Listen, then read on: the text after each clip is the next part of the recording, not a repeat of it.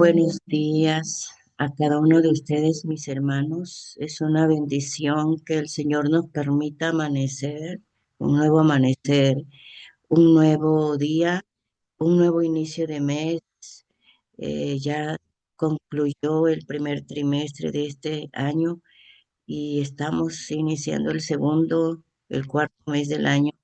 Y sin duda, mis hermanos, como todo, eh, muchas veces al concluir alguna situación en nuestra vida, evaluar es bueno, ¿verdad? Y lo estamos estudiando en la escuela sabática.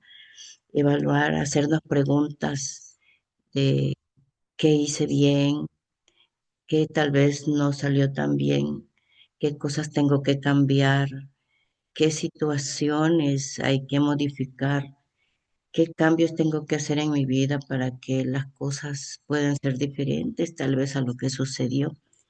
Así que las preguntas siempre son importantes y nosotros, yo soy maestra de profesión, ya retirada, pero las preguntas que nos hacemos a nosotros mismos o que hacemos muchas veces también son para llevarnos a reflexionar, a conocer por nosotros mismos cuál es el camino y sobre todo, ¿verdad?, para poder aprender mucho más.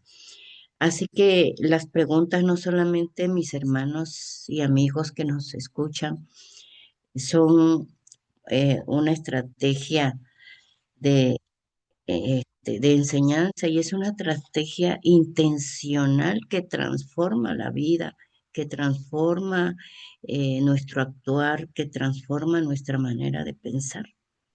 Jesucristo no fue la excepción, es el maestro de maestros. Y él, eh, sin duda alguna, que también utilizó esta estrategia para hacernos comprender grandes verdades. Así que en esta mañana vamos a meditar a través de una pregunta que Jesús hizo, de las muchas que hizo en su palabra, y vamos a aprender de lo que Él quiere enseñarnos en esta mañana. Les invito para que inclinemos el rostro y oremos, hermanos. Nuestro amado Padre Celestial, damos gracias, Señor, por este amanecer, por concedernos el regalo de la vida, por permitir que te busquemos como primer trabajo, Señor, porque tu palabra está también allí disponible para darnos fortaleza para enfrentar los desafíos de la vida. Rogamos, Señor, que en esta mañana bendigas tu palabra, que tu Espíritu Santo dirija la lectura y la comprensión de ella. De manera, Señor, que nos edifiques en tu palabra, que bendigas a cada uno de mis hermanos y amigos que escucharán esta palabra y que para cada uno, Señor, llegue el mensaje que necesitamos para que nuestra vida espiritual sea diferente. Quédate en nuestro medio, Señor. Reclamamos tu promesa de que donde estén dos o tres congregados en tu nombre, allí estás tú. Agradecemos en el nombre de Jesús. Amén. Como bien les decía, mis hermanos, Jesús utilizó constantemente preguntas como método de enseñanza y no preguntaba porque no supiera las respuestas. Realmente Jesús quería que cada persona que contestara la pregunta en cuestión reflexionara y descubriera por sí misma la verdad. Así que abramos nuestra Biblia allá en Mateo capítulo 16 y vamos al versículo 13. Allí Jesús hace una pregunta que no solamente es para los discípulos de ese tiempo, sus 12 discípulos, sino también a los que habrían de creer en los que nos encontramos nosotros. Aquí dice su palabra que al llegar Jesús a la región de Cesarea de Filipo, preguntó a sus discípulos diciendo, ¿Qué dicen los hombres que es el Hijo del Hombre? El deseado de todas las gentes, mis hermanos, en el capítulo 45, la página 412, en este libro que yo tengo, eh, que es la nueva edición en pasta roja, en esa página nos explica un poquito más el contexto en que Jesús hizo esta pregunta. Allí dice que no fue casual, Jesús lo llevó allí, dice textualmente, el deseo de toda la gente, que llegaron a ese pueblo de Cesarea de Filipo, que este lugar estaba a las afueras de Galilea, en una región donde prevalecía la idolatría. Dice. Allí se encontraban los discípulos apartados de la influencia predominante del judaísmo y relacionados más íntimamente con el culto pagano. ¿Por qué Jesús lo llevó a ese lugar? Y aquí dice, también nos explica, en derredor de sí veían representadas, dice, las formas de la superstición que existían en todas partes del mundo, pero Jesús deseaba que la contemplación de esta situación que prevalecía en ese lugar de paganismo los hiciera, dice, sentir una gran responsabilidad hacia los paganos. Eso deseaba Jesús. Por eso lo llevó allí en medio y yo me imagino a los discípulos estando allí mirando la situación del mundo que no es muy diferente a la que nosotros podemos hoy contemplar cuando nosotros abrimos las noticias, cuando vemos las calles, cuando vemos las carreteras, qué situación predomina en el mundo. La misma que prevalecía en ese tiempo allí, en ese lugar de Cesarea de Filipo. Y allí Jesús los tiene que llevar a confrontar una verdad. Y les hace esa pregunta. Les dice, ¿quién dicen los hombres que es el Hijo del Hombre? Y los discípulos contestan, influenciados también por por ese tiempo, por los pensamientos, por las acciones, por las creencias de ese tiempo, ellos no se atreven a contestar lo que realmente sentían en su corazón, porque también la duda estaba allí y contestaron, dice, lo que otros decían que era Jesús. Y dice el versículo 14, ellos dijeron, unos dicen que eres Juan el Bautista, otros que eres Elías y otros Jeremías. O algunos también dicen que eres alguno de los profetas. Los discípulos escuchan la pregunta y esa pregunta no era teológica, no era una pregunta que necesitara una gran reflexión, era una pregunta más que nada de experiencia personal, mis hermanos. Él quería que contestaran qué era lo que ellos pensaban, pero los discípulos contestaron conforme a lo que les rodeaba. Aún ellos mismos en ese momento, eh, dice aquí el deseo de toda la gente, que Jesús los llevó a ese momento porque quería hablarles sobre lo que seguía. Se acercaba el tiempo en que él tenía que hacer esa parte más difícil de su ministerio y quería que ellos reconocieran a Jesús como lo que realmente iba a ser, no lo que la gente en ese momento que creía de él.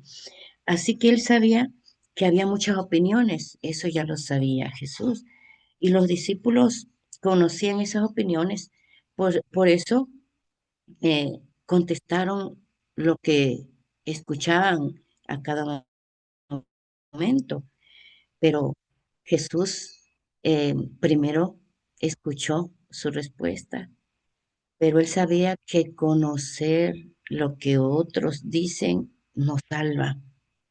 Él necesitaba que ellos respondieran desde su propia experiencia.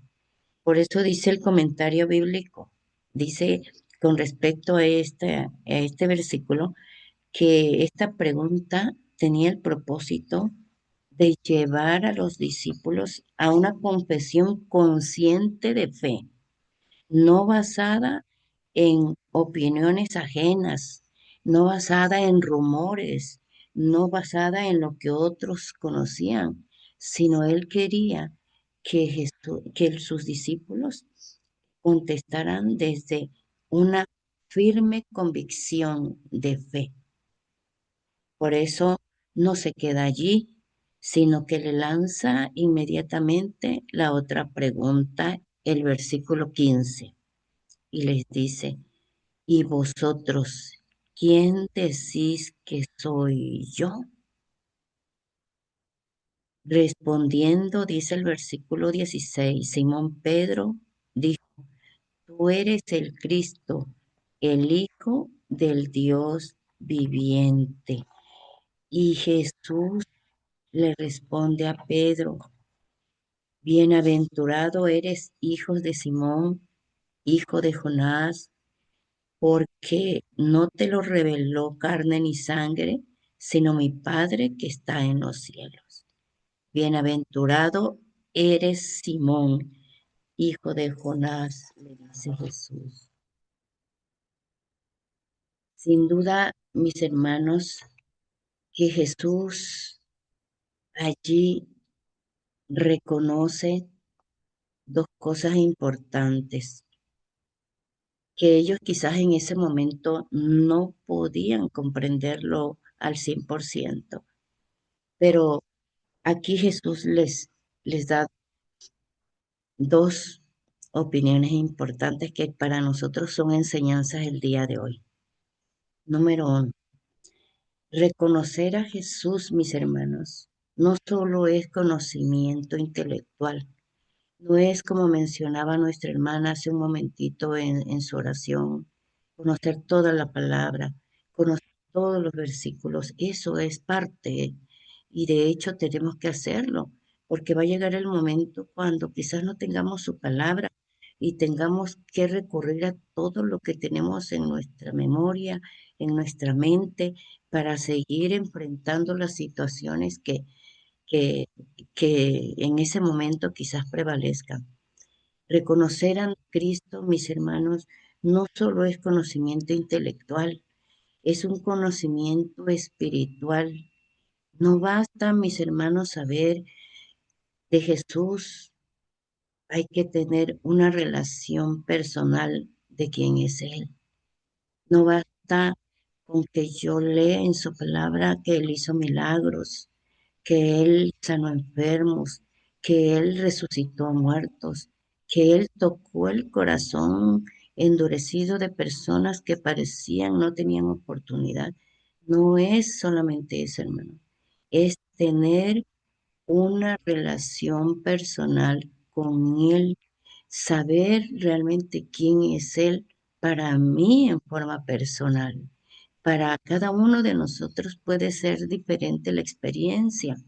Yo recuerdo, hermanos, que estando al frente de la Federación de Damas hace ya varios años, eh, para mí todas las cosas eran fácil. Tenía una familia completa, tenía mis hijos, avanzaban bien, tenía un trabajo, asistía a la iglesia, sí, todo eso hacía. Y muchas mujeres se acercaban a mí con esa necesidad de contar sus problemas, de decir estoy pasando esto, estoy pasando aquello. Y yo le contestaba, hermana, desde el conocimiento intelectual que tenía de la palabra, pero no tenía la experiencia personal, hermano. Y eso solamente se da cuando nosotros estamos pasando momentos difíciles. Es triste porque nosotros, bueno, en mi experiencia, creo que no busqué a Jesús en la manera que debí de hacerlo desde el momento que lo conocí, sino que lo busqué cuando realmente estaba pasando momentos complicados en mi vida. Yo tuve que estar en un hospital de vida sana internada, hermanos, y gracias al Señor que ahí, eh, pude iniciar una nueva etapa en mi vida. Y cuando yo reconocí a Jesús, hermanos, en esos momentos de angustia, en esos momentos en que yo necesitaba que Él se manifestara realmente como Él lo manifiesta en su palabra, fue cuando yo aprendí entonces sí a ministrar a las mujeres, hermanos, como Jesús deseaba. Y ahora le doy gracias al Señor porque de esa manera me acercó a Él, me acercó para reconocerlo como el Cristo, el Hijo del Dios viviente, el que es mi Salvador, el que es mi Redentor, el que es mi proveedor, el que está conmigo todos los días hasta el fin del mundo. Y eso me hace transitar por este mundo con la seguridad, hermanos, de que no voy sola, sino que Él va conmigo. Así que reconocer a Jesús no solo es bajo el conocimiento de lo que es la palabra escrita, sino también, hermanos, es bajo la dirección del Espíritu Santo. Por eso Jesús le dice allí, no te la reveló carne ni sangre, sino es revelada por mi Padre. Y eso solamente viene a través de la dirección. Reconocer a Cristo entonces no es solamente un conocimiento intelectual, número uno. Número dos, cuando reconocemos a Jesús como el Hijo de Dios, como el Salvador, como el Redentor, ¿qué sucede en nuestra vida, hermano? Nuestra identidad cambia, nuestro propósito se alinea con los propósitos del cielo, nuestra fe se fortalece y aún en medio de las situaciones cualquiera que existan en nuestra vida de cualquier índole, Jesús está allí como poderoso gigante para ayudarnos, para levantarnos, para sostenernos y para estar con nosotros allí, dándonos ese abrazo que muchas veces nosotros necesitamos. Y mis hermanos, Jesús no nos sigue preguntando ahora a nosotros. Él sigue dice, preguntando a ti en forma personal, a mí en forma personal. Me dice Sandra, Jolie, Samuel, Annie, Lupita, Paulita, Elizabeth, ¿quién dice que soy yo? Si Jesús es un personaje histórico, no transformará tu vida, no transformará mi vida. Si Jesús es un maestro, tal vez solo nos inspire, como inspiró a muchos, o inspira todavía a muchos. Si es un Salvador, o si es nuestro Salvador, entonces sí te cambia completamente, hermano y amigo. Cambian tus pensamientos, cambian tus decisiones, cambia tu vida, cambia tu manera de actuar, cambia tu manera de hablar, cambia todo. Y como mencioné anteriormente, se alinea nuestros pensamientos, nuestras acciones, nuestras situaciones, se alinean a los propósitos divinos, a los propósitos que Dios tiene para nosotros. El Jesús, solo un nombre, ¿es Jesús solamente un nombre para ti? ¿Es Jesús solo una costumbre o es Jesús tu Salvador personal? Hoy en día, mis hermanos, necesitamos responder esta pregunta. Necesitamos contestar como lo hizo Simón Pedro. Tú eres el Cristo, el Hijo del Dios viviente. Es allí donde Jesús realmente puede ver que nosotros hemos alcanzado esa profundidad de la verdad que está en su palabra. Cuando nosotros por experiencia personal podemos decir, creemos no en Jesús que quedó clavado en la cruz, creemos en ese Jesús que murió por mí, pero que en este momento no está clavado en una cruz. Es un Jesús que está en el santuario celestial abogando por mí, que está allí como mi abogado intercesor, que un día va a venir a esta tierra como un juez, que va a venir a pedirnos cuenta de todo lo que hicimos o tal vez dejamos de hacer, que es un Jesús que espera que nosotros y que su Espíritu Santo nos revele también su verdad. Dice el deseado de todas las gentes en la página 413 que únicamente el Espíritu de adopción puede revelarnos las cosas profundas de Dios que ojo no vio ni oído oyó y que jamás entraron al pensamiento humano. Nosotros solos no podemos, hermanos. Nosotros necesitamos que el Espíritu Santo que descansó sobre los discípulos en ese momento cuando Jesús les hacía esta confrontación, también descanse sobre nosotros el día de hoy para que nos revele lo que nosotros tenemos que entender.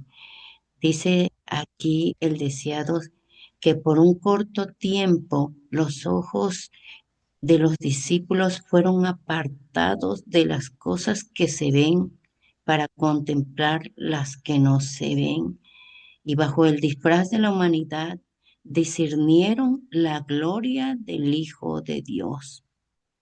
Bajo el disfraz de la humanidad, nosotros muchas veces, mis hermanos, pensamos como humanos, actuamos tal como somos, pero también aún bajo ese disfraz humano nosotros podemos contemplar la gloria de Dios. Si nos ponemos en sus manos y si permitimos que el Espíritu Santo nos dirija de tal manera que todas aquellas cosas que nos causan perplejidad, que nos causan preocupación, que nos causan dolor, puedan quedar, hermanos, eximidas bajo la poderosa mano del Señor. Dios nos pregunta hoy, ¿quién soy yo para ti? Quiera Dios, mis hermanos y amigos, que podamos dar la respuesta de Pedro, que creamos que Cristo es el Hijo del Dios viviente y que en nuestra experiencia personal lo podamos ver como lo que es nuestro Salvador, nuestro compañero, nuestro Redentor, aquel que nos provee no solamente las cosas materiales aquí en esta tierra, sino que nos proveerá la vida eterna si nosotros perseveramos en su palabra. Que Dios bendiga la vida de cada uno de nosotros, mis hermanos. Que Dios bendiga y fortalezca nuestra fe a través de la unción de su Santo Espíritu y que cada día, cuando nuestros ojos se abran, nosotros podamos pedir la unción de su Espíritu para que podamos ver a Cristo como verdaderamente es, nuestro amado Redentor, y que nuestra vida a partir de ese momento cambie como es el deseo de nuestro Señor. Cantemos este hermoso canto, hermanos, que el hermano compartirá con nosotros en esta hora y hagámoslos como si fuera una oración donde nuestro corazón se alinee al deseo de nuestro Señor, que Él sea lo que nosotros necesitamos en este día.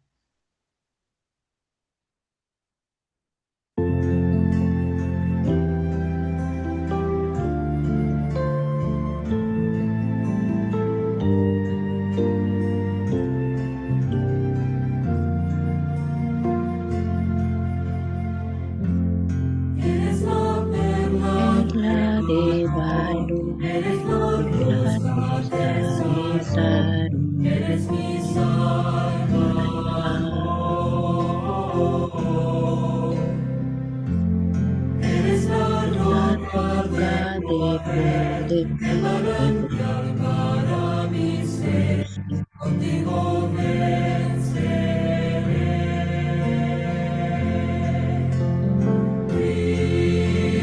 Cristo, mi Señor, digno eres tú. Cristo, mi Señor, digno eres tú. Cuando tropiezo cerca estás, tu fuerte brazo es mi sostén, eres mi Salvador. Cuando regreses triunfador, llévame salvo a tu mansión, contigo venceré. Cristo, mi Señor, digno eres tú. Cristo, mi Señor, digno eres tú.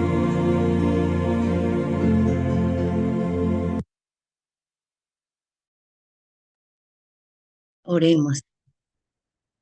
Gracias, nuestro Padre Celestial, por tu palabra. Gracias porque nos confronta, Señor, para que reconozcamos una verdad, tu verdad, lo que eres para cada uno de nosotros, nuestro Padre Celestial. Bendice tu palabra, Señor. Permite que las tradiciones, las situaciones que en esta vida pasen, no se interpongan, Señor, en nuestra visión de reconocer quién eres para nosotros. Bendice a mis hermanos, bendice nuestras vidas y que cada día tu presencia, Señor, a través de tu Espíritu Santo, sea con nosotros. En el nombre, Señor, de tu Hijo amado, Cristo Jesús. Amén.